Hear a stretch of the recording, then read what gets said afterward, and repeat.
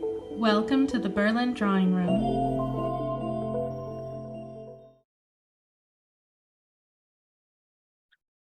Hello, everybody. Welcome to the Botanical Watercolor class. I have muted everyone because it's such a large class today. Normally, we're a little more interactive, but today we had a lot of interest in this class, for which I'm very grateful for. But therefore, I think it will just be more enjoyable for everybody if we keep it on the mute. But you're very welcome to participate with questions or comments in the chat area. So yeah, I think some people are still arriving over the next few minutes. But yeah, I'm really excited to have so many people interested in this class. Really has exceeded our expectations this time. And I think there are a lot of people here that are new, that have never participated in one of my workshops before. So I'm going to do a little introduction of myself and my school, and just as people are joining still, tell you what this is all about. So my name is Mira O'Brien, and I'm actually the founder of the Berlin Drawing Room, as well as the instructor for Botanical Watercolor. I founded the Berlin Drawing Room back in 2011 with very small private workshops in my artist studio. And now we have this flourishing online international community. So we offer both online and in-person workshops, and we work with different artists, and they tend to bring insights and interests from their own studio practice into their teaching, which I think is one of the things that makes our workshops really unique.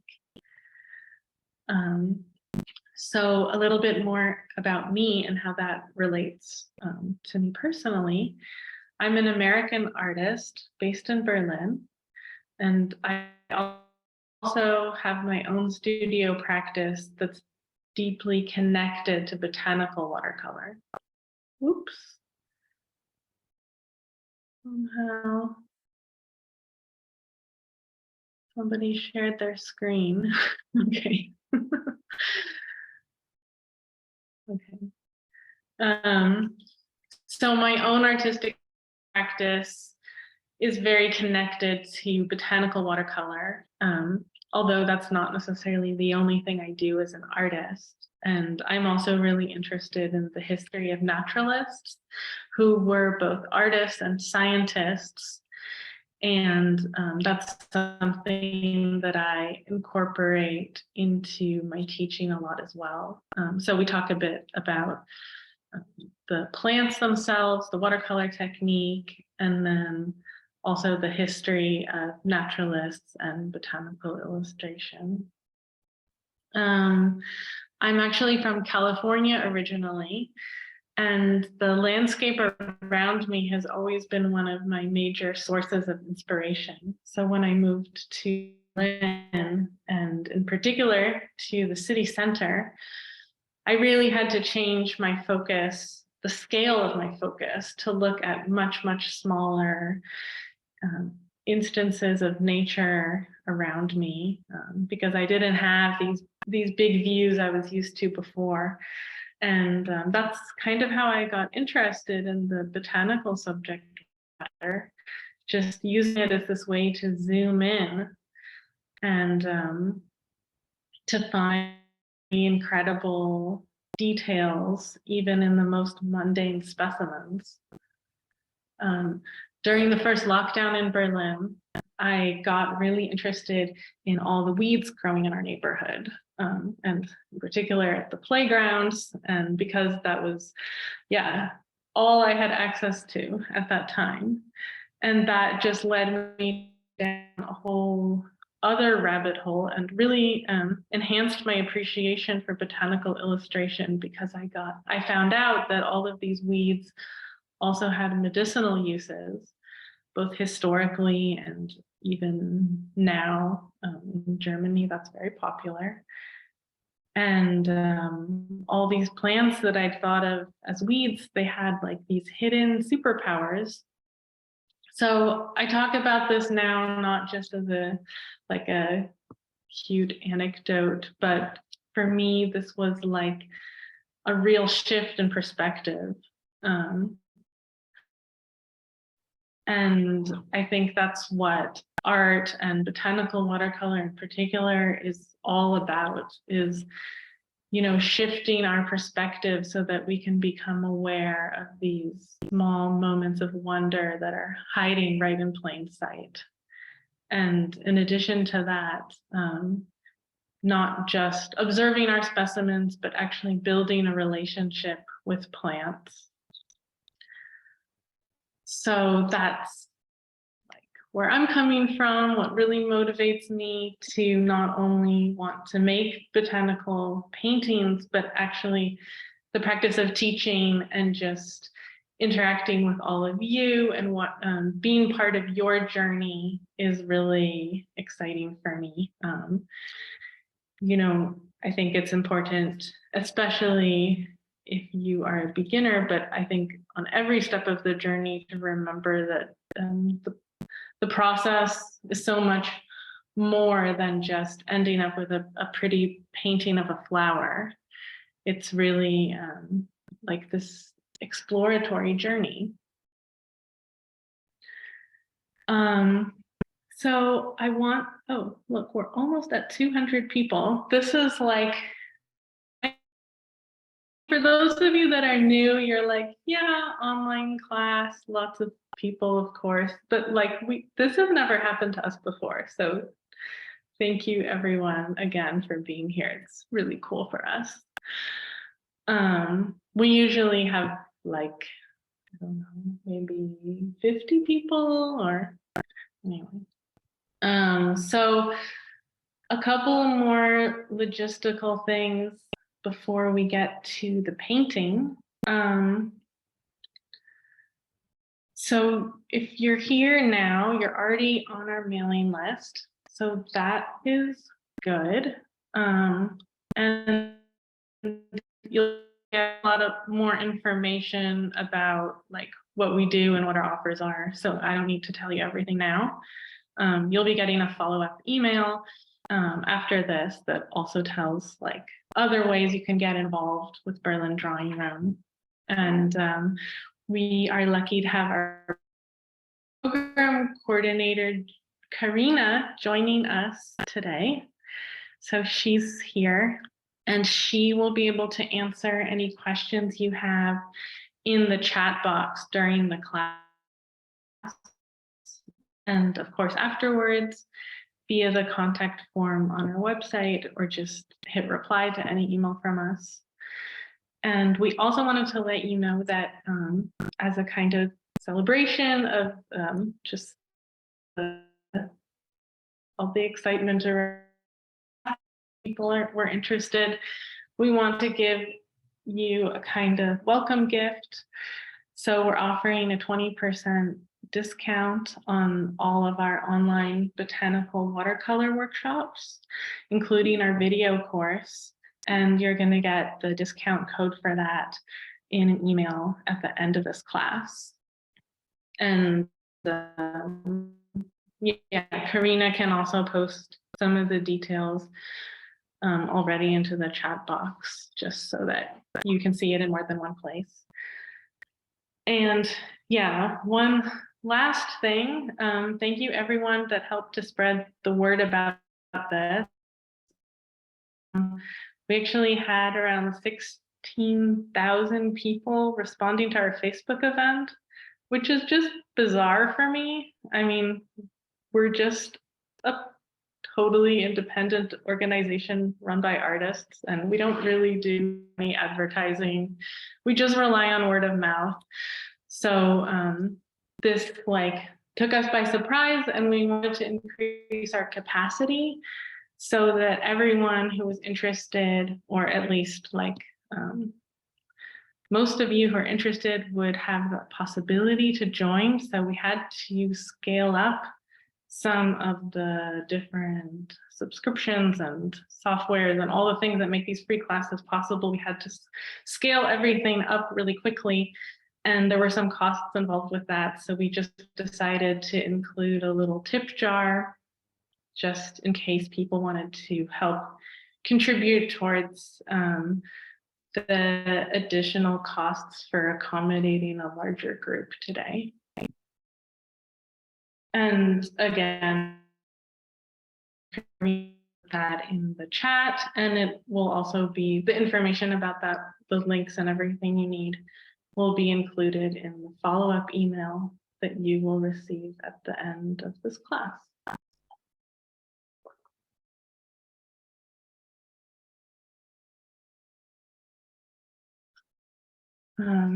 Okay. Oh, wow. Cool. So there are a lot of, okay. I'm like, I love seeing all these comments and greetings. The chat, I might not get to read all of them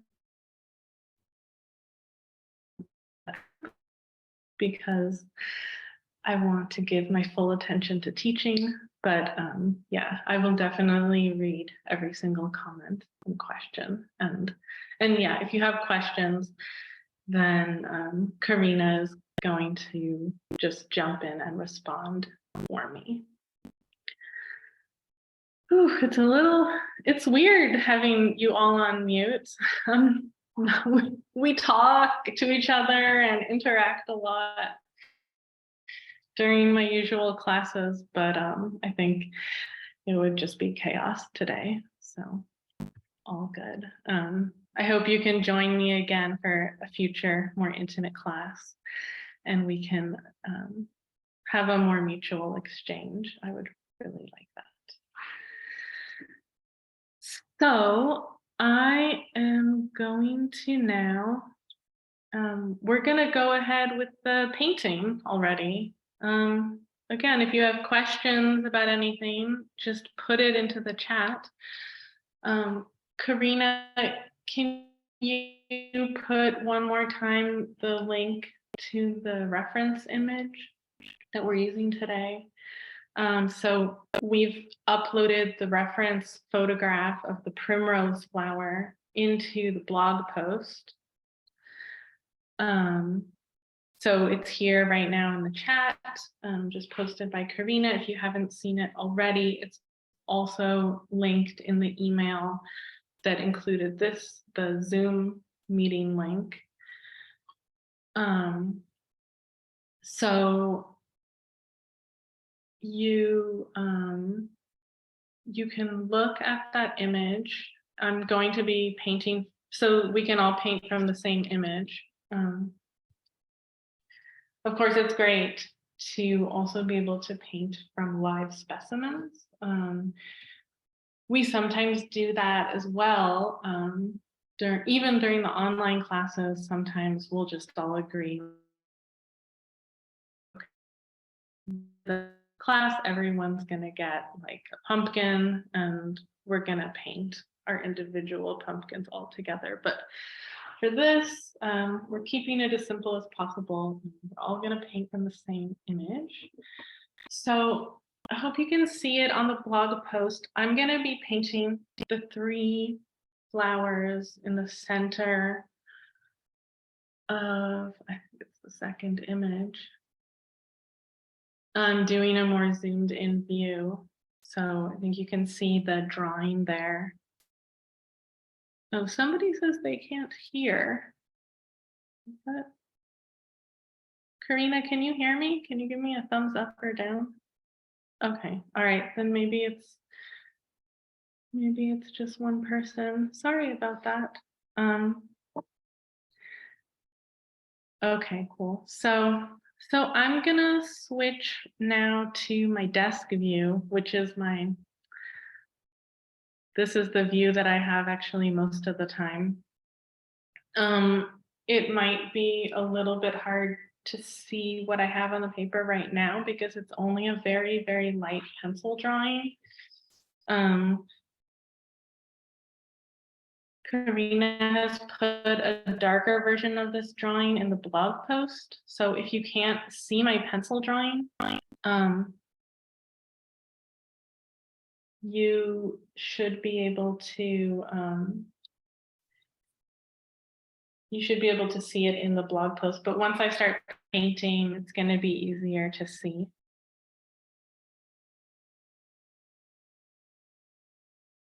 So I started out already with a line drawing.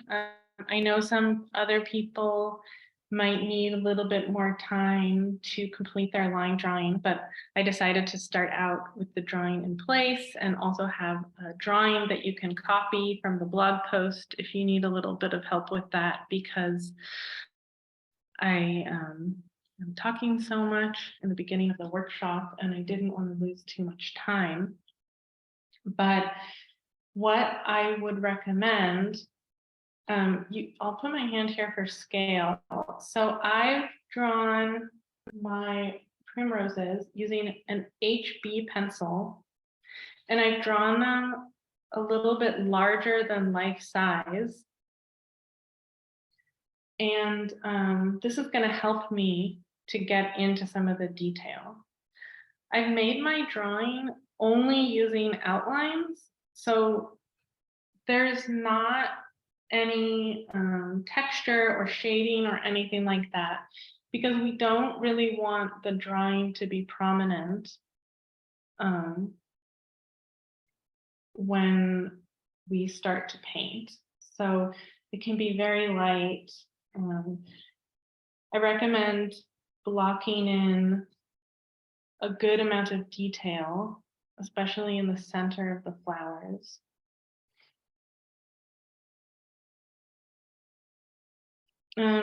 Just seeing a few questions in the chat. I should have mentioned it before at the beginning that this is being recorded and there will be a recording if people want to rewatch it later or share it with a friend, or if you have to leave early. So yeah, and yeah, Karina just posted the link again. So the blog post that has the photographs, it also has the drawing. So if you are a total beginner or you're just short on time, it's totally fine if you just draw one flower. I did this composition of 3 because I thought, first of all, I think it looks nice. Second of all, I think that there are some interesting opportunities for shading with the overlap of the flowers. And the third reason is because we're going to be learning a layering technique, and it's really helpful to be able to let the layers dry in between, and so to have something else to work on so that you can go back and forth between the different flowers.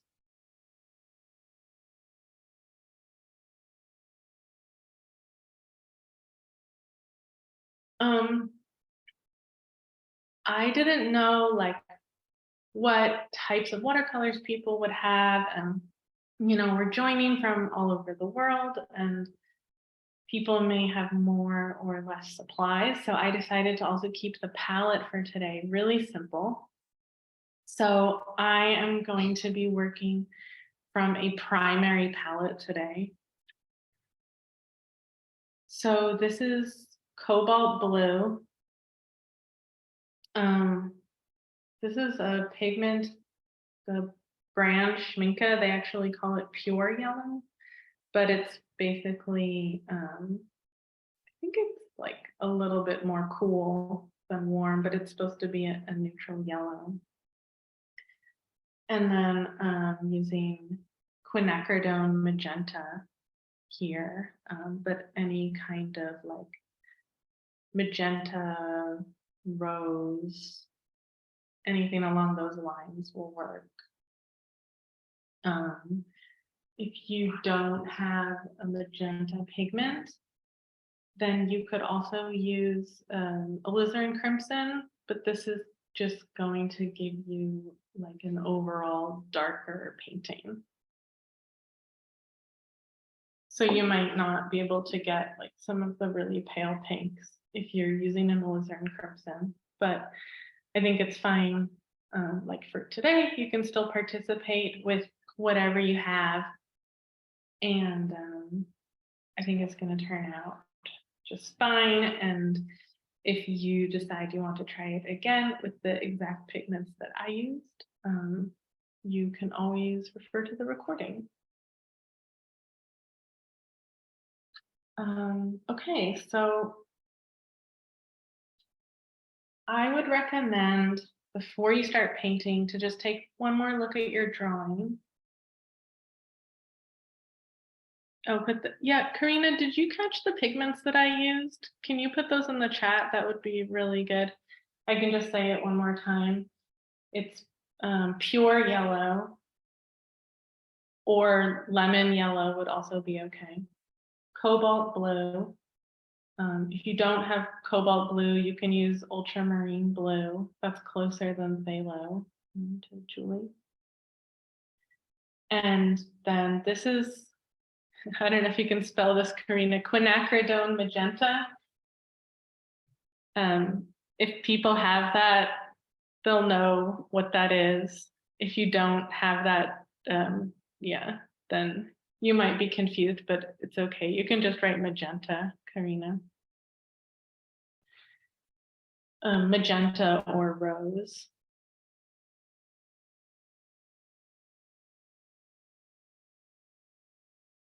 Yeah, if you're just trying to quickly complete the drawing, I would recommend that you look at my drawing,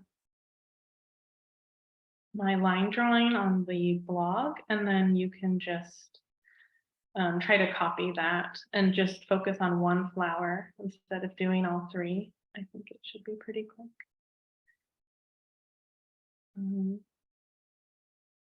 Yeah, if you don't have magenta at all, try to just use the coolest red that you have. So the red that is like the closest to purple. And I'm using hot press paper. I think for today, crimson red is not so ideal, but if it's all you have, it's all you have. I mean, I think for today, it's gonna be fine. Oh, yeah, you can start drawing from the middle. Sorry that I'm not going too much into detail on the drawing today, but I think with just trying to keep things simple today. But yeah, I think with this type of flower, it's always helpful to start in the middle, and then you can go use these lines that are visible in the center of the petal as a guide to place the petal. So you start with this circle in the center, then you can add the radial line coming out that's in the center of the petal. And then from there, you can draw along the outer outline of the petal and then move on to the next ones. And then once you have them filled in, you can adjust the proportions and you can add these finer details of like these indentations at the tip of the petal. The places where the petals overlap, you can add those once you have everything blocked in. And you are also welcome to trace the drawing that I provided. There's absolutely no harm in that. And another thing that is kind of interesting about this flower, so the petals are actually fused at the center. If you look really closely at the photograph, you can see it, but it's kind of hard to see if you're not looking for it. So this line that goes in between the petals, it ends before you get to the center. I hope everyone can see that.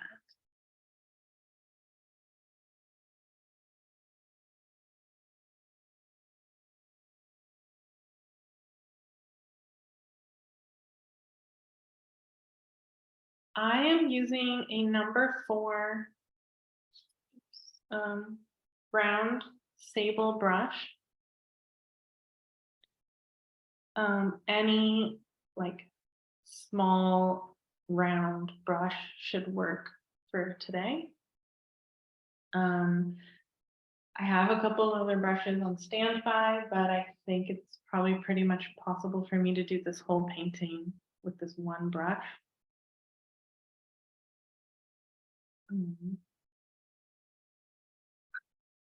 And also important is to have a paper towel.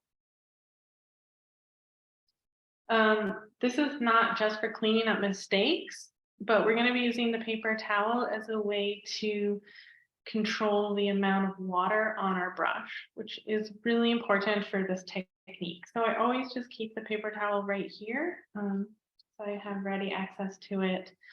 And then this is just a piece of extra watercolor paper so I can test my colors. Or you can test your colors just in the corner of your painting as well. That's also fine. Okay, so I need a little bit more paint.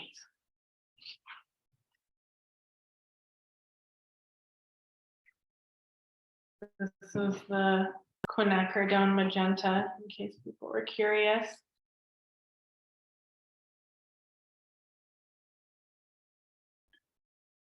But you basically you want to have a cool red in order to get this pale pink. If you have a warm red, your flower is just gonna look a little bit more orange.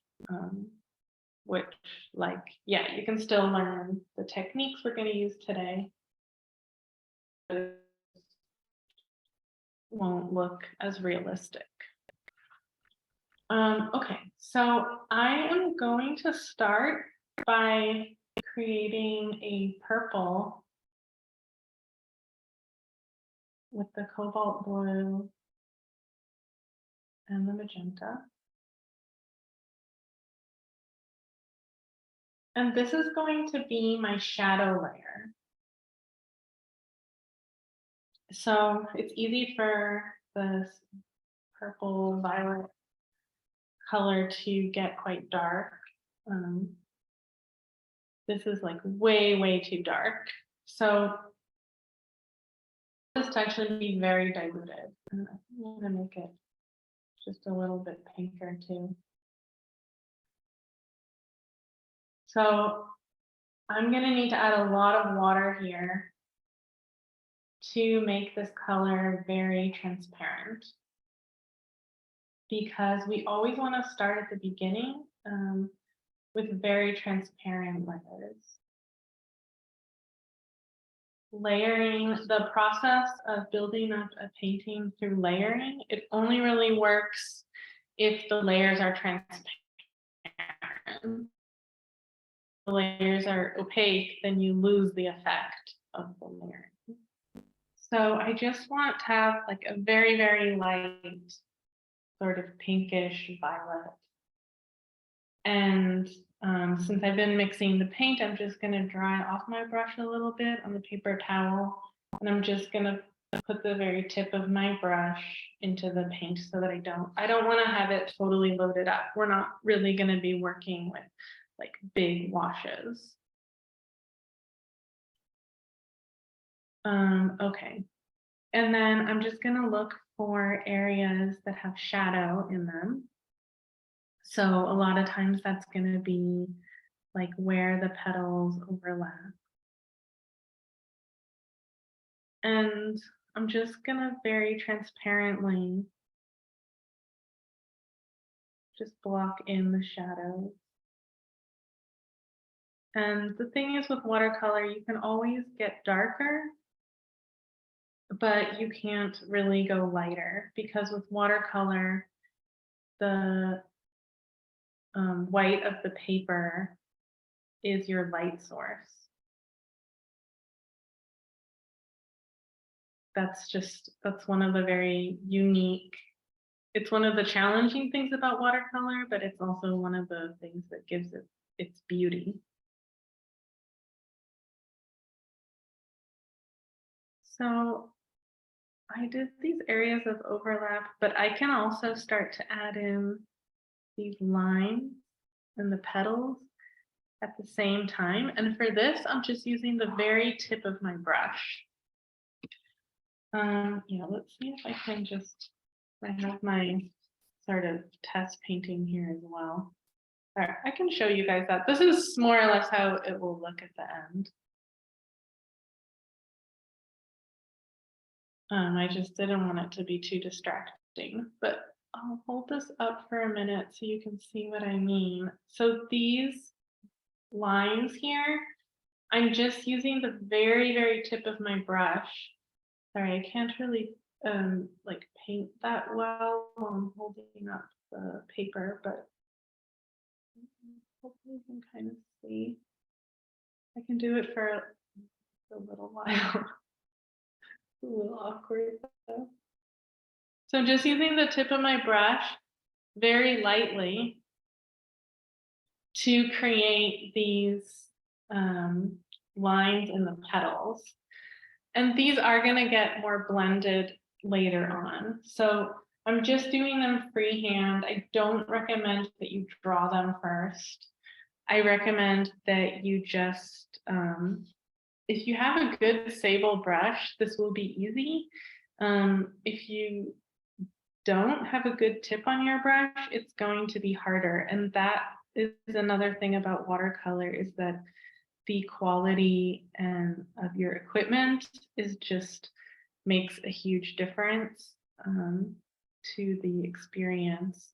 So I can really recommend that you get, if you want to do botanical paintings, that you invest in like 1 or 2 nice sable brushes versus like getting a whole bunch of different brushes. If you have like 2 round sable brushes, this is already enough. You don't need anything else because they have a big reservoir for holding a lot of paint, but they form a very fine tip. So you can, like, I can use this number 4 brush, depending on how much paint is loaded up on it, and depending on how I'm holding the brush, how I'm using it, I can use it the way I would use a size 0 brush or the way I would use a size 6 brush.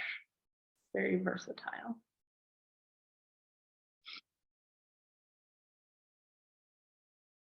I can't really go slower, but I will send you the recording, but I have to keep a certain pace that we can finish the painting, but I don't expect, it's fine if you aren't painting at the exact same time as me.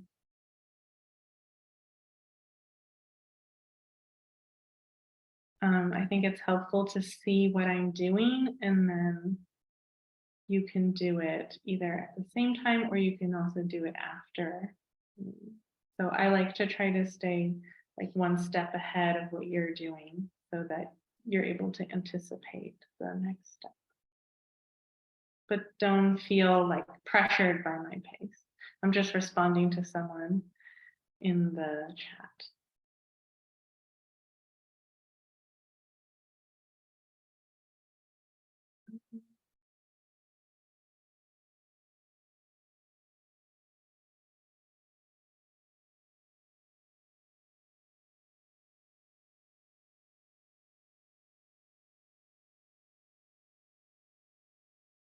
Well, I mean, you can you can get pretty detailed with these lines, but we're gonna be doing a couple of different layers. So like if you don't get all of them now, or if you you are not happy with part of it, you think you maybe made some of the lines too big or too small or whatever, it's not gonna matter later on too much. As long as you paint the first layers really lightly, you can still make a lot of changes. And this is one of the things that I really like about this technique, also for just people that are learning, is if you build things up in layers, you don't need to do like everything at the same time. Like right now, we can just really focus on these lines and we're not thinking about like mixing different colors. And then later on, like we can just focus on color. I'm gonna hold this up again. See what I've done.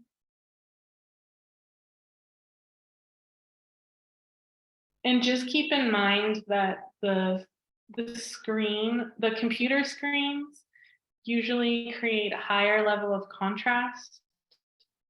Just, I don't know, through these automatic settings, than there would be what's actually happening on my paper. So this is actually more subtle than what you're seeing.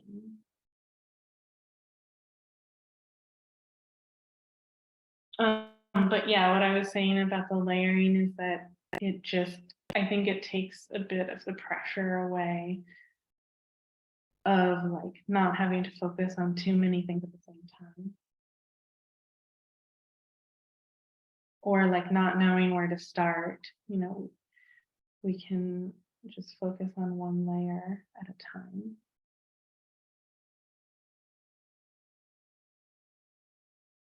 So I'm doing this kind of like texture layer and shadow layer at the same time, basically, just so that no one is confused by that.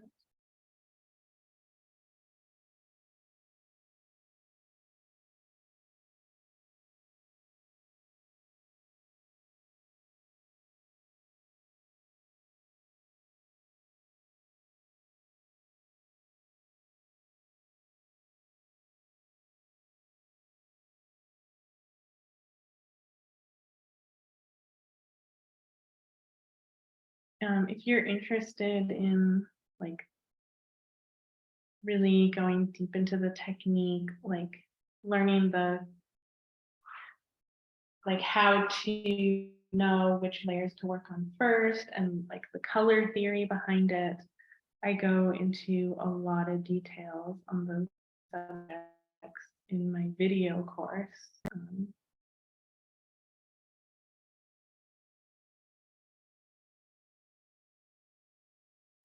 Just to respond to Tina, I can't really put the camera closer to my paper because I can't paint anymore if I do that. So, and I won't be able to reach the paper. Unfortunately, with the live classes, there's just a little bit that you have to give up because it's not obviously being edited. That's like in the video course that I did, you know, we could edit everything and crop the videos and zoom in, but with the live class, I also have to be able to reach the paper, obviously, with my hand. It's like, if you could see my setup, you would understand. It's like, it's a little bit ridiculous with all the lights and cables and whatnot. To somehow fit like my head and my hand in between can be tricky.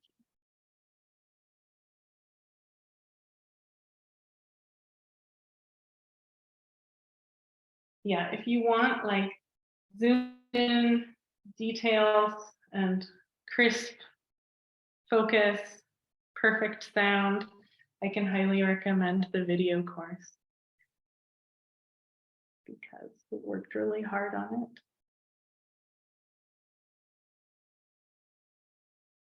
But it's also, I think It's also fun to be here live with everybody. Just not going to be perfect.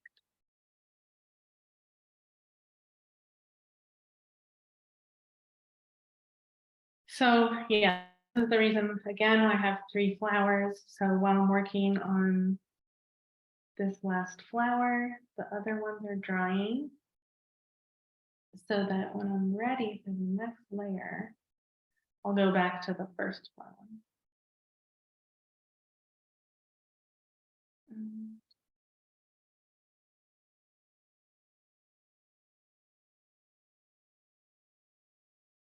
I'll hold it up again so you can see what I'm doing. I'm just adding like some also looser shadow areas. You can see that. There we go. It's focusing now. Which, like these, when I add the color, they're going to look more blended. So I'm not really doing anything to them now to blend them, other than to make them very transparent.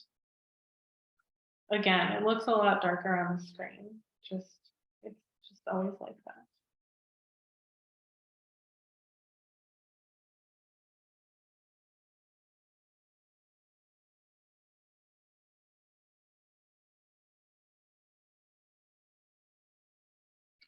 I chose these primroses for today because, well, I wanted to have something like cheerful and bright for this class, but also I'm really looking forward to these flowers coming up soon. They're like one of the first flowers that comes up in spring. And I've even seen these flowers growing in the snow in the mountains.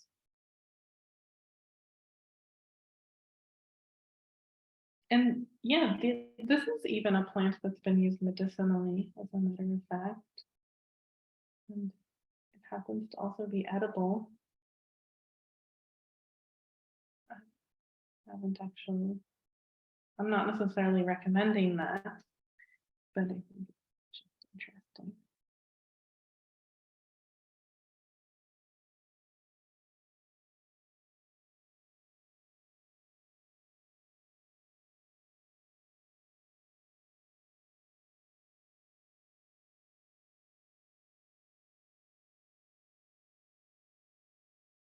So if you start to notice in certain places, like as the paint is drying, the colors separate a little bit, or you get like a little outline as it dries, what that means is that's a really common thing that people struggle with in the beginning, and it just means you're using too much water. So like that's why I was saying the paper towel is a tool, because one of the things that is important to learn when you're just starting to learn watercolor is how much water to have on your brush for any given technique. So for the techniques that we're doing today, I would say if you are unsure, to just err on the side of less paint on your brush, like a drier brush. Most of what we're doing, you could consider to be in the category of a dry brush technique. So that just means like we're not filling up our brush and painting large areas with washes, but we're using these small brush strokes with, even though there's a lot of water mixed into the paint itself, the brush is relatively dry. And I'm just always putting the very tip of the brush into the paint.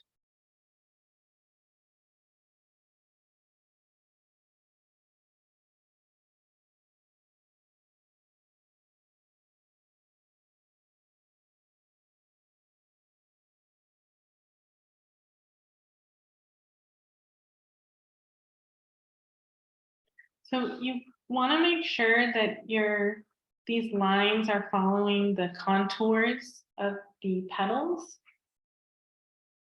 Here,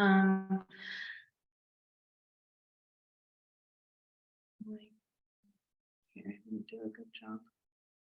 So we can always go back into some of these layers. It doesn't have to be perfect now on the first go.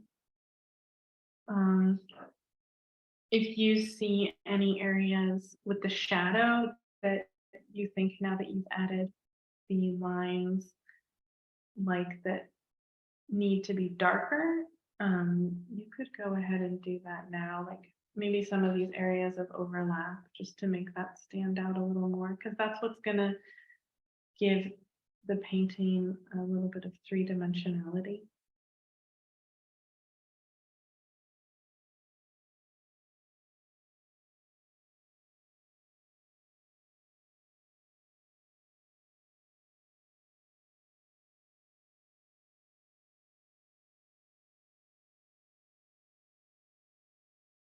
So I'm just adding, if you want to darken something and by going back over it, of course you don't necessarily need to use darker color. Just by adding a second layer, it's already going to be a little darker, a little more intense. So as long as you're overlapping. This flower in the middle, I was thinking I'm going to add a little bit more, even lighter than before, but I just want this one flower that's in the middle that's behind the other two to get pushed back a little more. I'm actually going to, with a little bit more water, add a little bit more of this bluish purple. Not everywhere, but in the dark.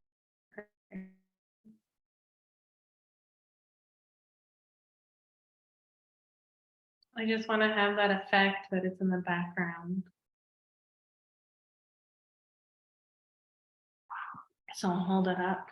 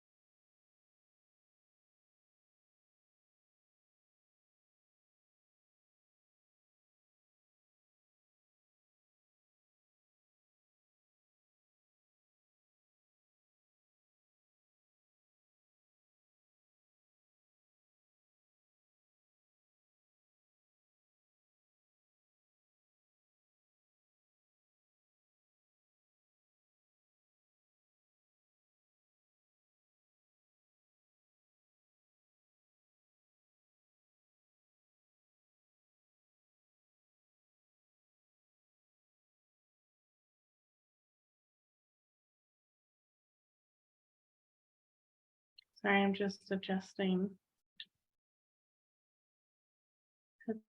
to let more people.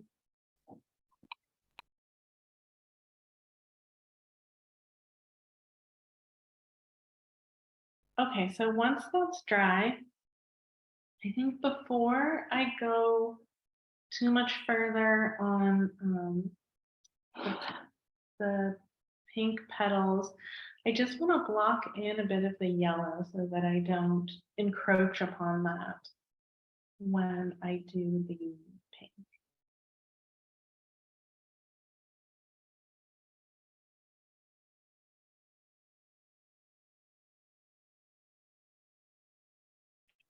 I have used these other areas to mix the paint for the yellows, because the yellow is like, it's just so easy to get the color mixed in with the purple, and then you end up with a brownish gray. So just to keep it pure, I've separated.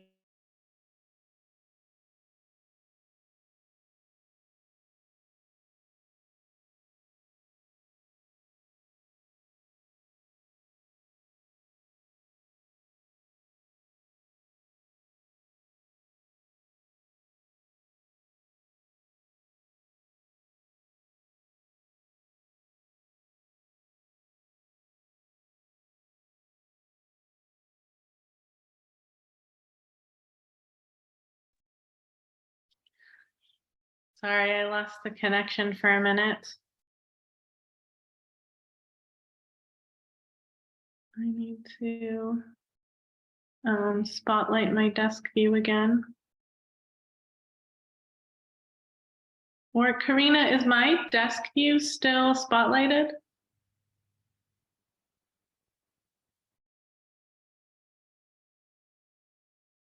It is? Oh, okay. I thought I might have lost it when I lost connection. Okay, great. All right, so I'm just going to start with my yellow. I'm just gonna really lightly block in these beautiful star shapes. I'm using the lightest yellow that is occurring within these shapes.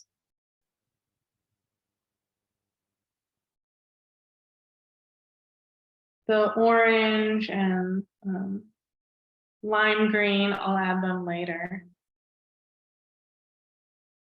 Right now, it's more just about blocking it in so that I make sure I don't paint over this with the pink.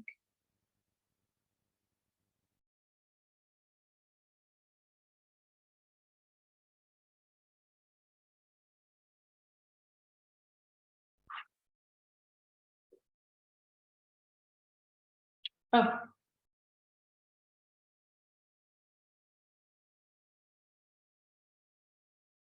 I'm also just going to put a little bit of my magenta in a separate part of my palette.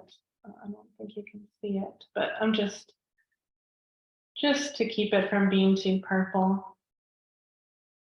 So I want to have very, very diluted magenta.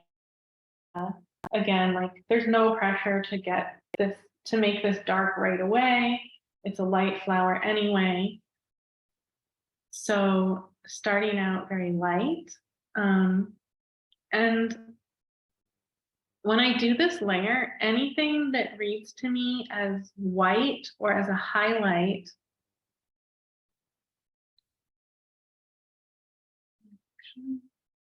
I'm not crazy about that. I think the pink does need a little bit of purple in it. Otherwise, it's like too candy colored, at least for the color that I'm using. So I'm adding a little bit of purple.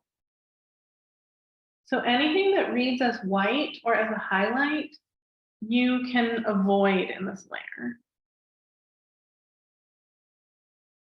And one thing that I want to be careful of is there is like a little white halo around the yellow star. I'm going to leave a little space there.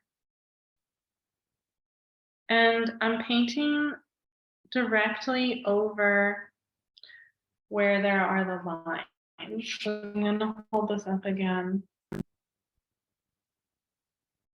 So this is really, really transparent, but we can always add more layers.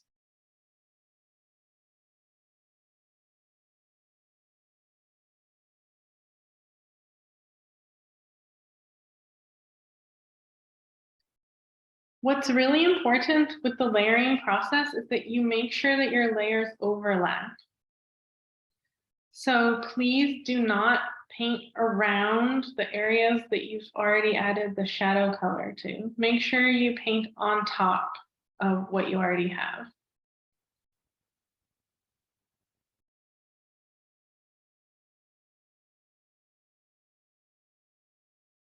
There's also along the edges of some of the petals, sometimes a really light kind of outline shape, and you can also leave those white for now.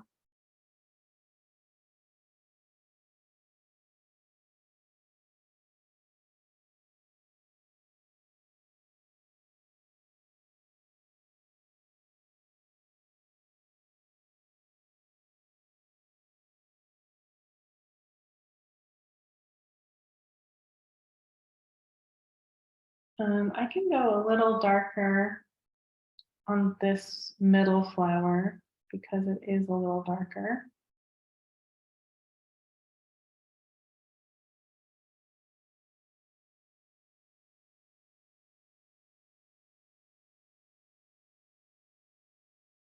And I've used a little bit more water on my brush this time because I'm filling in larger surface area. But again, you don't want to have too much water on your brush because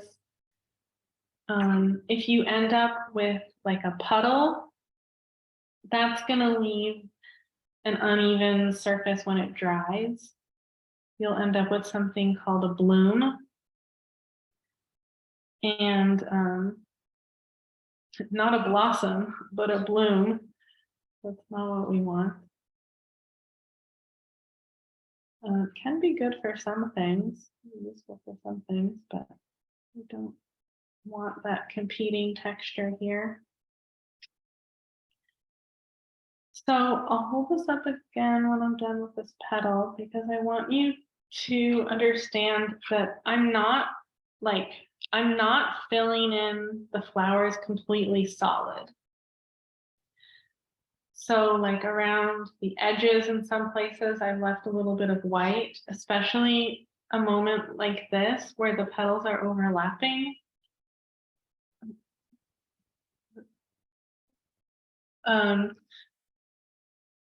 This white edge here is going to do a lot just to make it clear that one petal is on top of the other flower.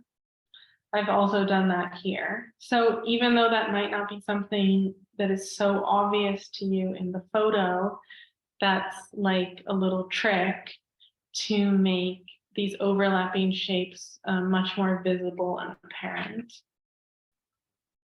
And I think like on this next petal, actually you can see that light reflecting off of the edge of the petal there in the photograph more clearly. And then I'm not painting all the way up to the yellow. I'm leaving a little space there because there is this little halo shape that I realized I'd kind of forgotten about in the test painting that I did. And I want to try to get that better this time around.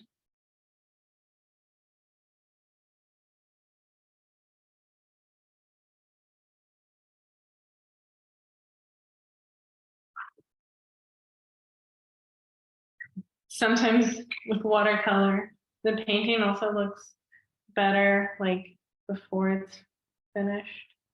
I kind of like it at this stage, actually. It's like so loose and light, but we're going to keep going with it. So I think now I'm going to start, go back to the center of the flower.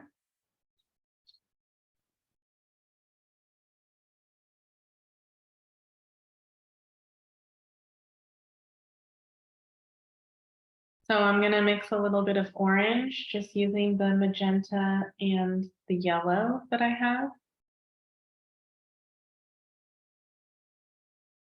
And we have these shapes at the very center of the flower. If you scroll down on the blog post, you'll see just a little information that I pulled off of Wikipedia for you that shows that there are two types of flowers with a primrose. ones that have this little ruffle around the hole in the center and ones that are flat. So they're either pin or thrum. And ours are thrum. I know it sounds weird, but yeah, you can go back to the blog post or just directly to Wikipedia if you don't believe me. So we want, I know it's really hard to see, but because it's tiny, tiny, but I think that that is like, for anyone who knows this flower, it would be a nice detail to include in a botanical illustration, because it's so particular to Primrose. Why is this not focusing? There we go. So around the center here, there is like a teeny tiny little ruffle called a thrum.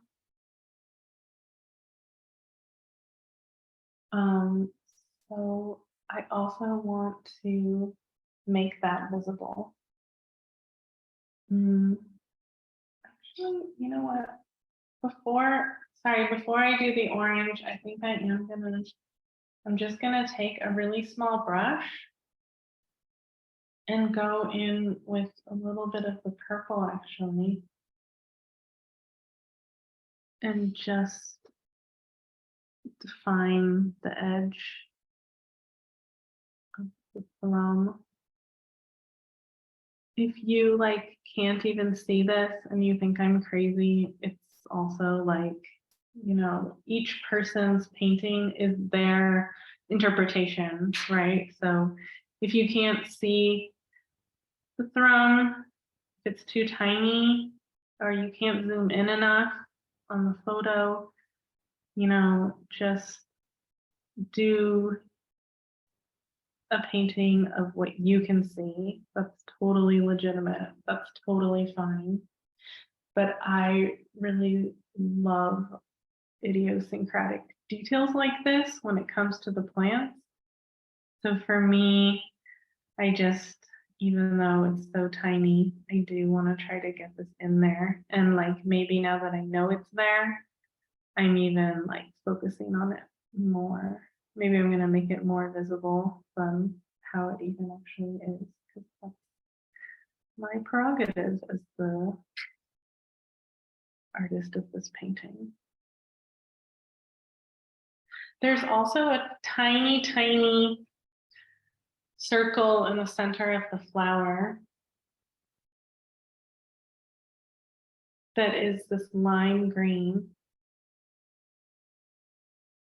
It's also something that you really need to zoom in to see.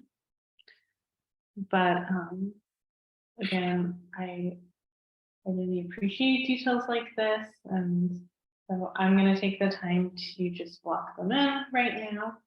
But if you if you're not able to zoom in to see that, don't worry about it too much.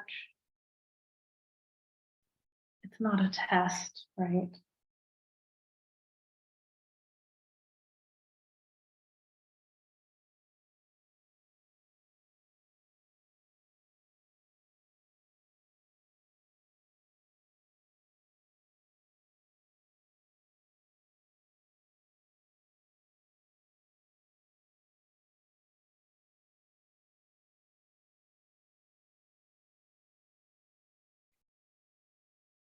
Okay, now I think I'll orange.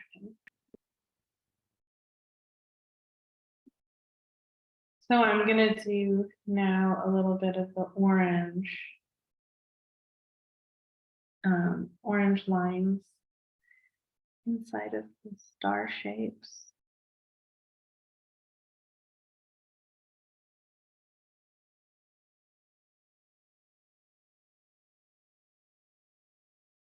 I think I might have started out a little more diluted than I needed to, but therefore I'm going to make the area that I'm painting a little bit bigger than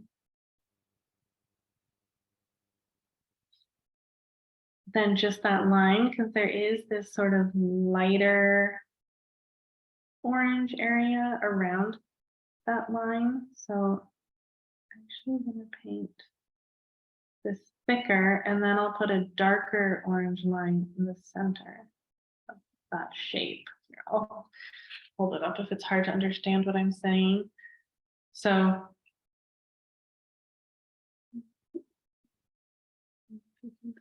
there, I think you can see it a little better, the orange.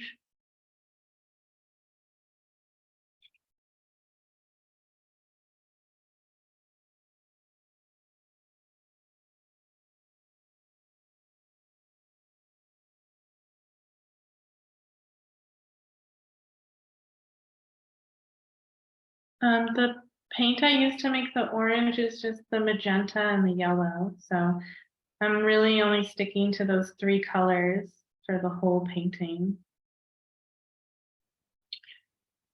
I mean, really, with a little bit of color theory, like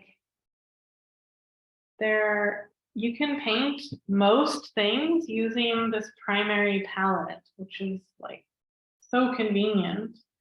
And the nice thing about using a limited palette is that your colors are always going to be harmonious.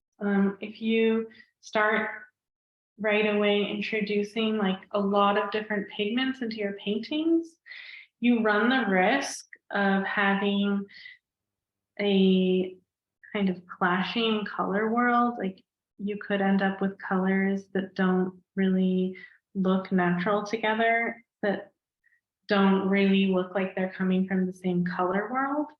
But if you mix all your colors from just a few paints, you know that those colors will be harmonious and will, like, we wouldn't want that the center of the primrose looks like it's coming out of a totally different lighting situation or color world than the rest of the flower. But if we're mixing our colors, like if I've mixed the purple and I've mixed the orange and I'm just using the same set of primaries for everything, then you know it's going to work together. You don't need to give that extra thought. So I really recommend working with a limited palette unless you have a reason not to.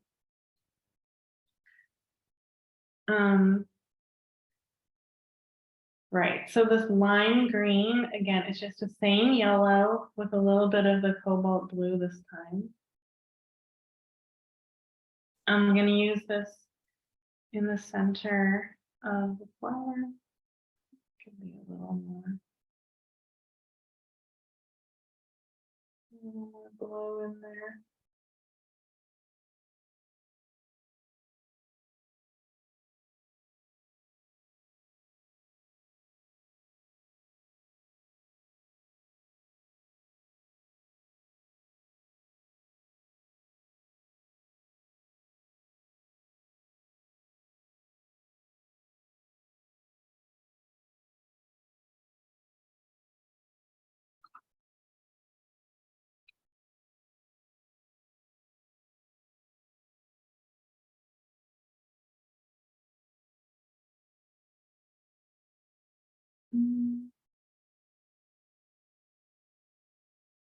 Okay, now I'm going to go back in with my magenta. This time I'm going to go a little stronger on the magenta, but I'm still going to mix a little bit of purple in there. And I can start to use a little bit more concentrated color now. And I'm going to add some areas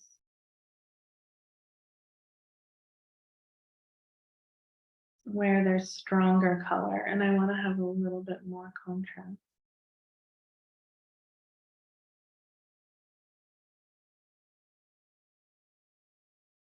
So there are just certain areas where I can see more pink, and just either from the lighting situation or from the just the natural variation of pigmentation in the petals. gonna go through.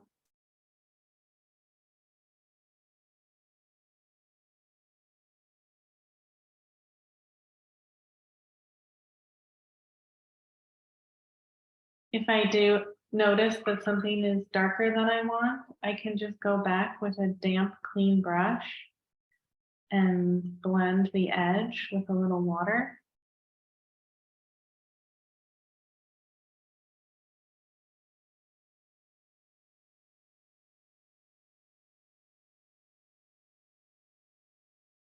So now we can do the things that make the painting start to pop a little bit. Again, I'm using just a damp, clean brush to blend this, just by painting over the edge of the color with plain water.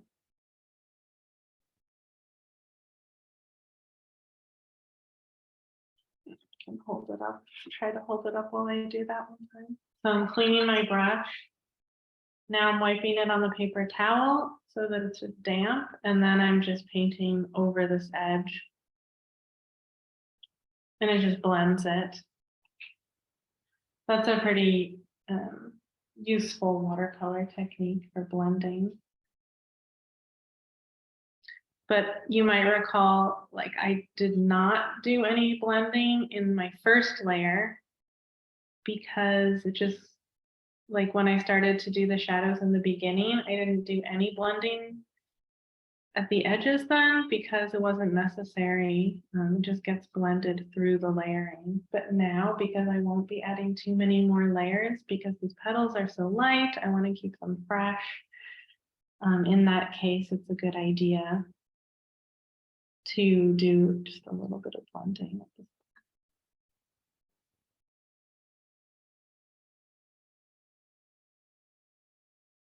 It's really easy to overwork a flower that's this light.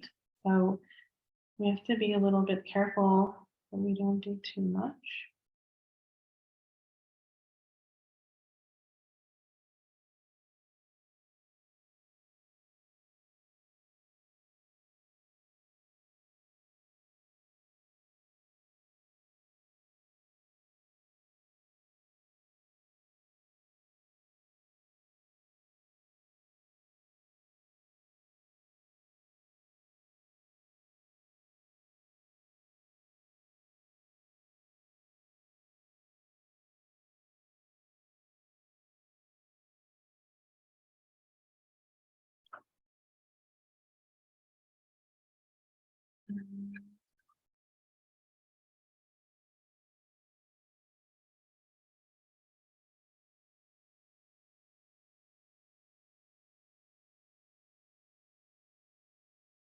I'm just looking at Maria's comment.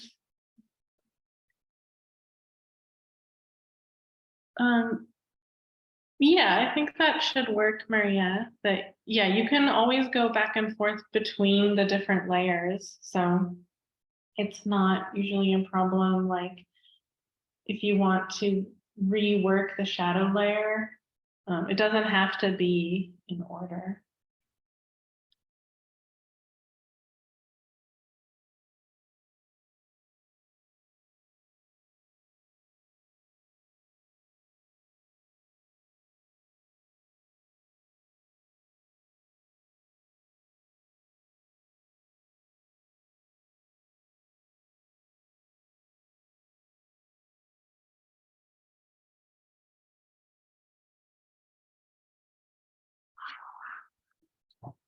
And I'm just going to work again a little bit more on the center. Just I'm using a little smaller brush now.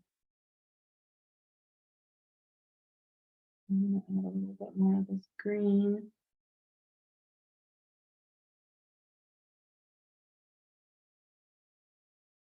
The lime green, that is.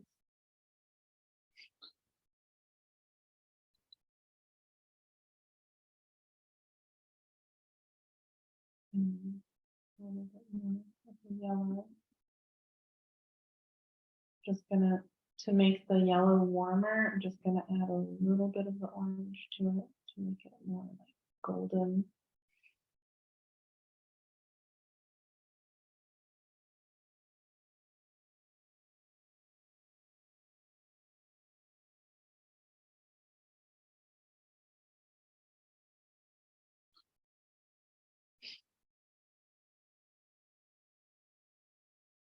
I'm just going into this center areas of the star shape, but not all the way out to the edges, because the edges fade to a really light yellow.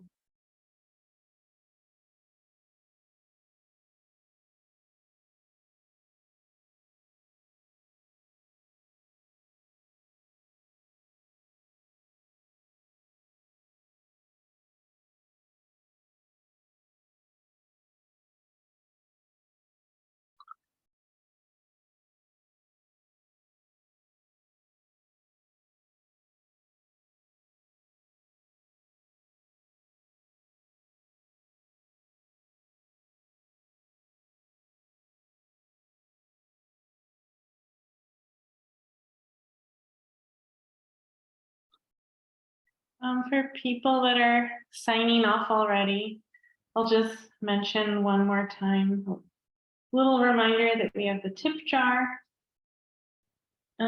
Maybe Karina can just post the link to that again.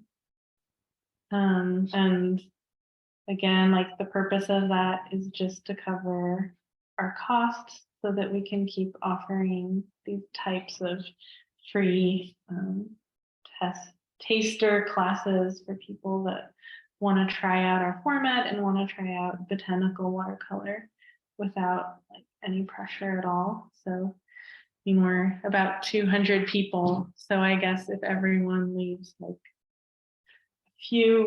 a really small amount, then we can cover the costs of offering these classes, and we'll keep doing them, which I think is good for everyone, right? So I could keep adding details to this, but I think it's getting close. I'm gonna go back over, because I just think this kind of detail is really fun. I'm gonna go back over some of the veins with the purple again. For this, now it's really important that my brush is really quite dry. And one of the little tricks that I have for this is like, instead of mixing more purple and then dipping my brush like straight into the puddle, I'm just going to take a damp brush and I'm just going to go into the edge of where I've mixed the color and just pick up these little shallow like droplets of color, if you will, so that it's a little bit more concentrated and there's very little water on my brush. And then what I can do is add like even finer lines, not everywhere. But what's kind of cool is if you get this right, and I'll hold this up in a second, the first lines that you did that are lighter and maybe a little bit thicker, if you put the darker, thinner line just right along the edge of that, it actually makes it, the first line, look a little bit like a shadow. Like you get this impression of the indentation in the petal.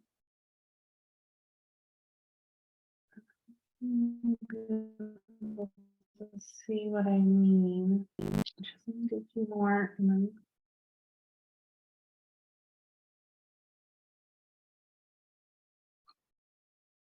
it's one of those fun things where it's not necessarily harder than anything else you've done already.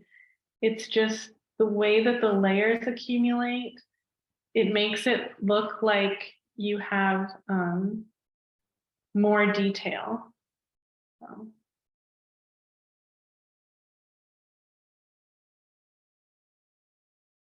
Here's just a closer version with the redefined.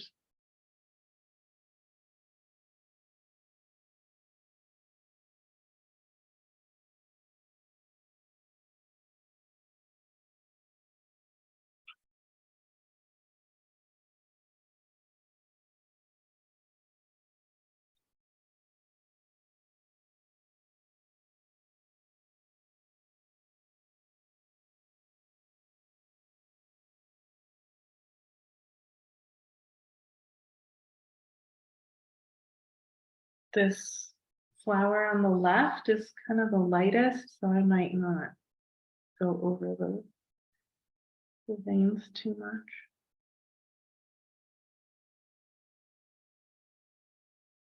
Maybe just very selectively. With detailing like this, since we're painting an organic subject matter, you want to be really careful that you don't make the lines like too regular.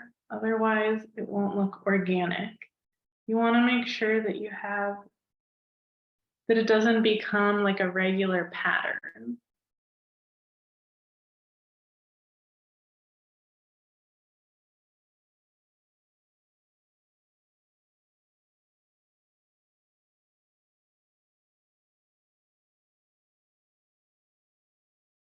So if you feel like it looks a little bit too regular, like going over these selectively is one way to break it up. So if you don't go over all of them, or maybe you don't follow, like you don't want to have, it's good to have some lines that are a little bit broken.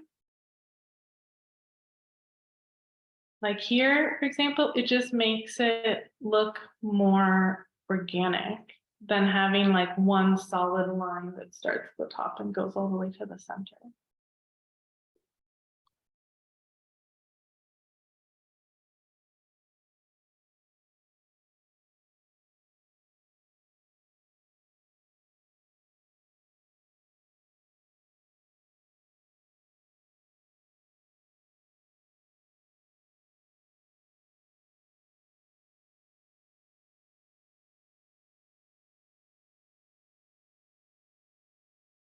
A little more orange.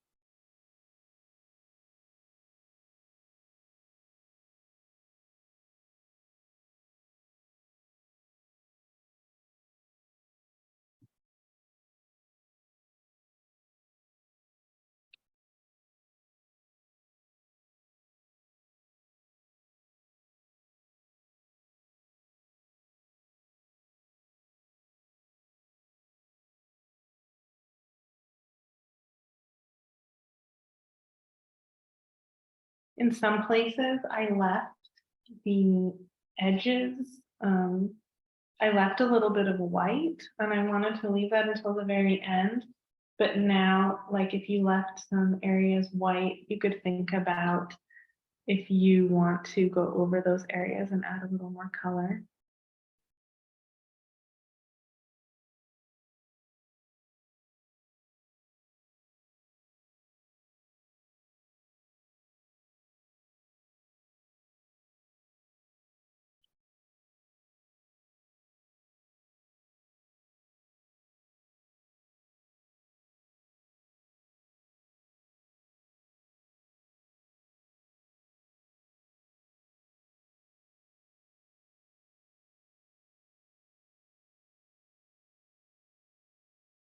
So if you are interested in going deeper into the topic of botanical watercolor with a seasonal approach, I offer longer, more intense botanical painting workshops. And next Tuesday, we're starting the winter botanical watercolor workshop. So each week we'll have a new specimen, and they'll all have like a seasonal, the specimens will all be seasonal. We'll also learn about botanical watercolor artists. We'll learn about the plants. Sometimes we have a little bit of poetry or philosophy mixed in, but the main focus is the watercolor technique. And it's a small, intimate group, usually not more than 10 people. Some people in the group have been painting with me already for a couple of years. And we always have also some new people who are complete beginners. So everybody is welcome to join that. And yeah, it'll just be like a really deep dive into the subject matter of the technique and the specimens.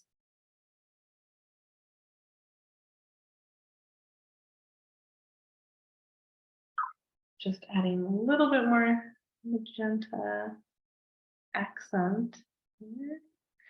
But I think this is pretty much done. I would really love to see what people made during this class.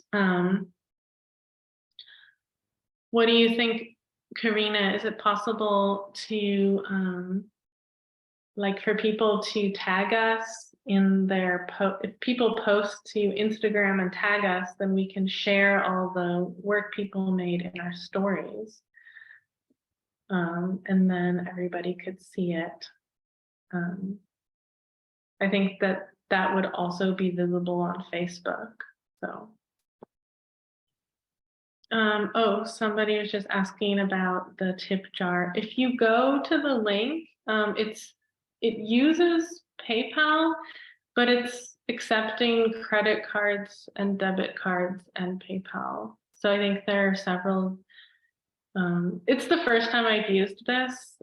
So if it doesn't work for somebody, doesn't have the right payment method, apologies. But if you go on there, I think there are several options. So just give it a try. But yeah, if you post to Instagram or Facebook and tag Berlin Drawing Room, then we will share all of the work from this workshop, and then you can see what other people have done.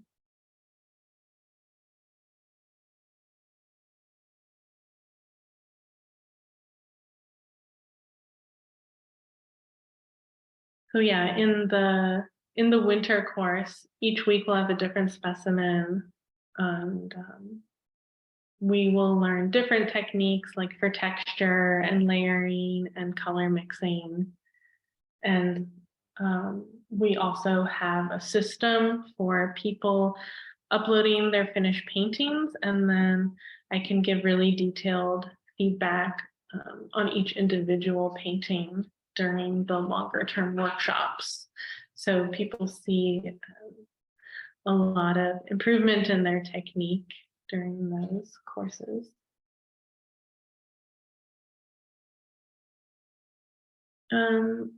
So are there any other questions about the painting that we did today?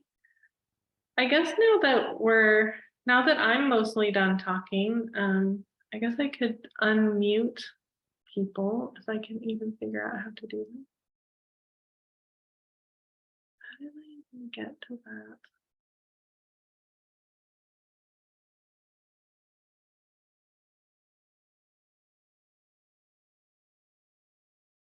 Oh, here.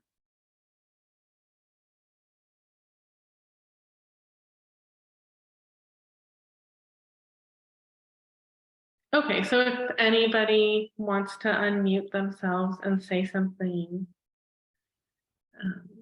you're now welcome to do so.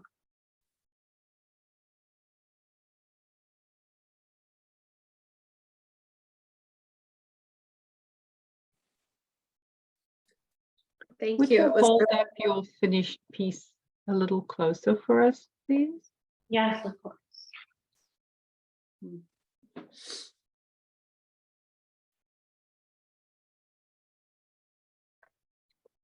Lovely. Thank you so much.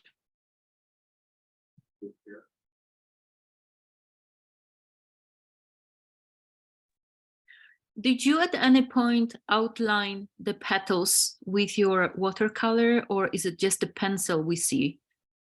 Just the pencil. Thank you. Yeah.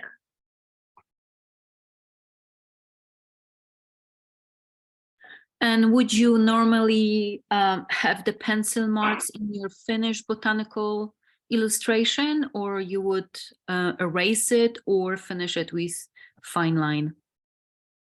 Oh, yeah, so for this technique that we did today, I mean, this was relatively quick painting. So yeah, you can still see some of the pencil lines, and I think that's fine for this style. If you were creating like a much more finished, more complete watercolor painting, like with some of the leaves and more different elements, then like if you had some leaves that are in the photograph, if you painted those behind the petals, then you would not be able to see that pencil outline anymore. But yeah, for this type of style, I think it's pretty typical to see the pencil lines, but I wouldn't go over it with a pen because that would flatten the image out a lot. To have that like a strong black outline.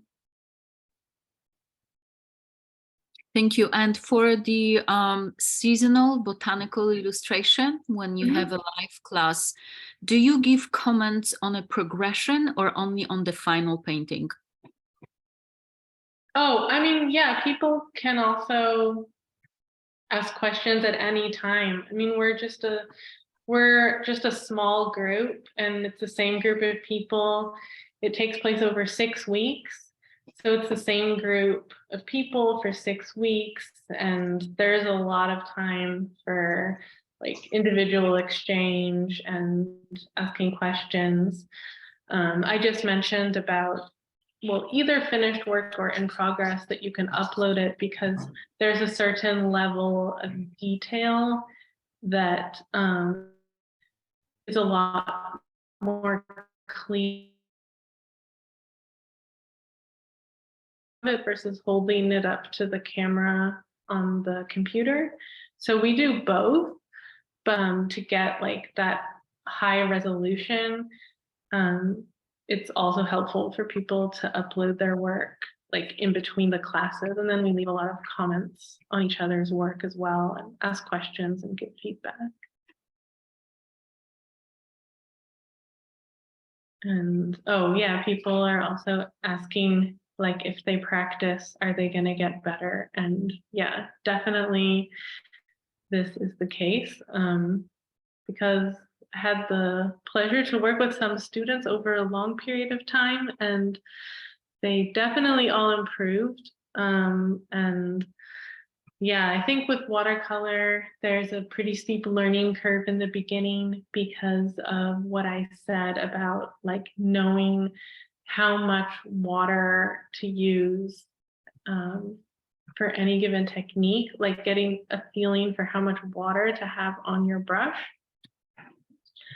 And if you are like, if you're a beginner and you like learning things in terms of like a technical approach, then I really can recommend my video course because everything is like very broken down into different elements, like the whole watercolor vocabulary and like shorter videos on each individual technique.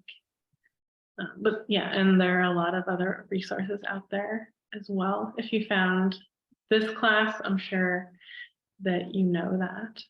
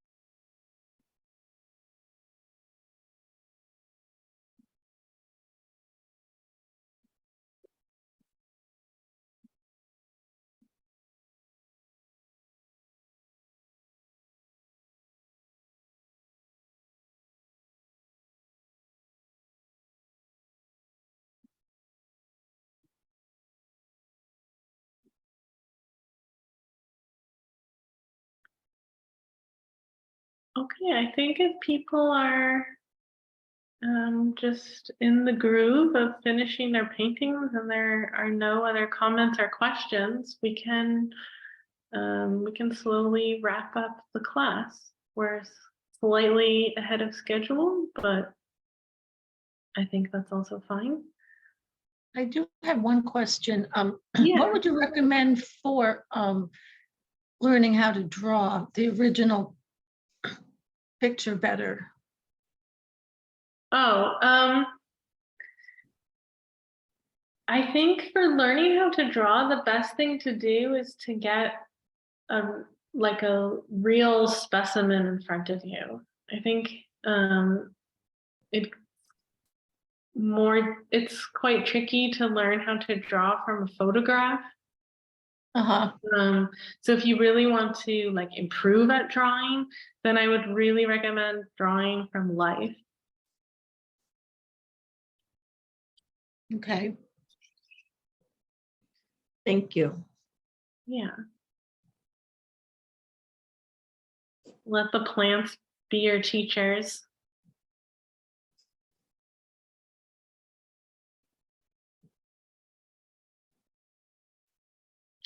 So yeah, I really hope that I will see some of you at a future free class or workshop or